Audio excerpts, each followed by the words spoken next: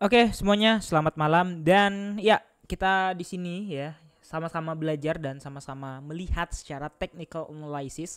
Karena kalau secara by fundamental atau by news kalian lihat ya dari bulan lalu ya Februari itu banyak banget jadi reserve lah, diajuin lah, dibeli MicroStrategy lah, dibeli bla bla bla ya. Dan price action still bearish kayak gitu. Jadi no effect atau gak ada efek yang signifikan. Ada yang kayak ini kemarin ya, scam manipulating ya, naik turun balik lagi naik lagi kayak gitu.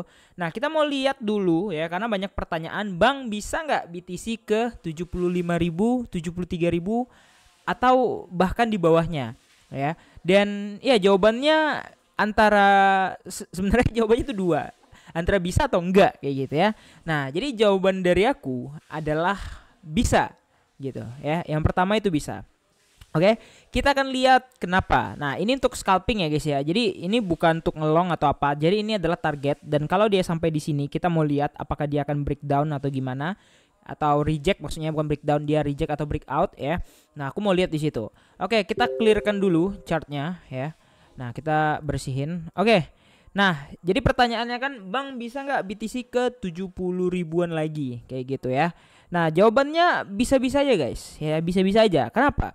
Karena ini masih open banget gitu. Dan ternyata ya kalau aku lihat, tadi kan aku bilang apakah utangnya ini udah kelar, jawabannya harusnya itu belum kayak gitu. Karena biasanya dia akan sweep ya, tahu ya sweep ya.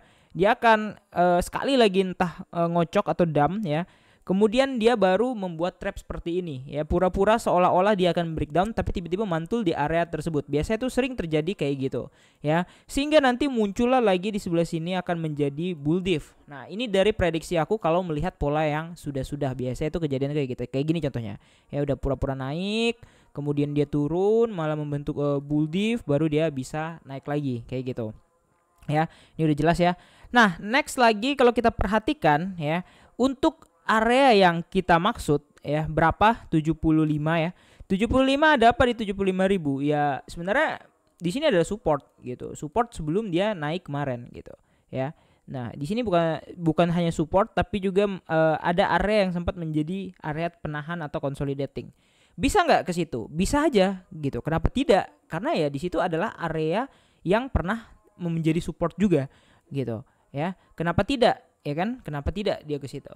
Nah kalau ada yang nanya lagi, bisa nggak bang ke 60.000 gitu? Bisa ya, karena waktu itu BTC sebelum breakout, kalian perhatikan ya, BTC sebelum terbang, maksudnya BTC sebelum terbang dia pernah ke sini guys ya, pernah ke area ini ya. Ini aku coba gambarin lah ya biar kalian ngelihatnya tuh secara clear. Oke, ini pertama ya, mantul dari bottoming ya. Kemudian yang kedua dia sempat mau kayak breakdown, kemudian dia terangkat naik. Dan kemudian yang ketiga dia di area ini lagi sebelum akhirnya dia mantul secara tinggi kayak gitu. Ini udah 3 pola. Nah jadi kalau misalkan dia turun untuk menjemput lagi area itu, sebenarnya possible aja. Karena dari SMC pun ini di area sekitar 65.000 sampai dengan 69.000 ini ada support kayak gitu ya, tanda kutip ya, ada support. Jadi bisa atau enggak? Secara structure kita udah patah gitu. Ya, ini adalah neckline ya. Yang mana neckline itu sebuah batas ya, konfirmasi ya. Ini kita udah punya neckline dan neckline-nya di sini tuh udah patah. Jadi artinya dia udah terkonfirmasi secara brutally dia breakdown. Di sini ya neckline-nya, sorry. Itu kan weak. Nah, anggaplah di sini ya. Karena ini tek mantul-mantul di area ini, mantul-mantul, dan akhirnya kemarin sempat di-retest lagi di area neckline itu sampai akhirnya terjebol gitu.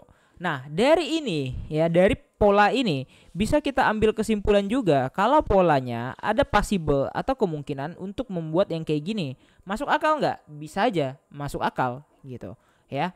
Nah jadi benar-benar ada possibilities atau ada kemungkinan. Ini kita yang gambar supportnya di sini di area sekitar 77.000 sampai dengan 74.000, ada support juga di situ dan kayaknya itu possible untuk ke sweep ya.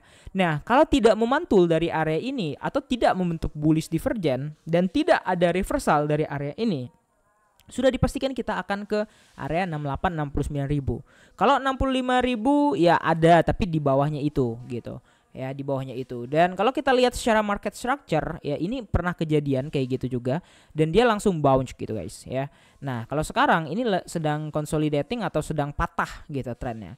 Nah, ini kita pakai daily ya. Sebenarnya daily itu masih bullish aja karena di sini udah ada chance of karakteristik ya, sekali lagi ya udah ada chance of karakteristik yang mana chance of karakteristiknya ini bullish atau hijau kayak gitu ya. Nah, jadi sebenarnya nggak ada yang terlalu krusial juga. Dan satu lagi supportnya yang terkuat kalau menurut aku ada di 73.000. Kenapa? Karena itu menjadi RBS ya, resistance become support. Karena pada waktu dulu sempat terjadi resistance di sekitar area tersebut yang mengakibatkan price action itu nggak naik sampai akhirnya dia tiba-tiba bisa naik gitu. Nah, jadi ini adalah area yang cukup krusial 78 sampai 73.000 kalau ini secara aku pribadi. Kalau lebih di bawah itu ya akan di 69 sampai 65.000. Sampai sini sudah clear ya. Kita melihat secara technical analysisnya aja ya. Apakah ada possible atau enggak ke sana? Yes, ada possible ke sana. Selagi tidak ada reversal kayak gitu. Kalau mau bilang good news, mau bilang berita atau apapun ya sebenarnya udah nggak ngaruh apapun ya, sudah nggak ngaruh apapun. Jadi kita benar-benar melihat dari secara analisisnya aja atau market ininya ya, market structure-nya aja kayak gitu. Oke, simple gitu aja. Jangan lupa untuk like dan subscribe. See you in the next video. Bye bye.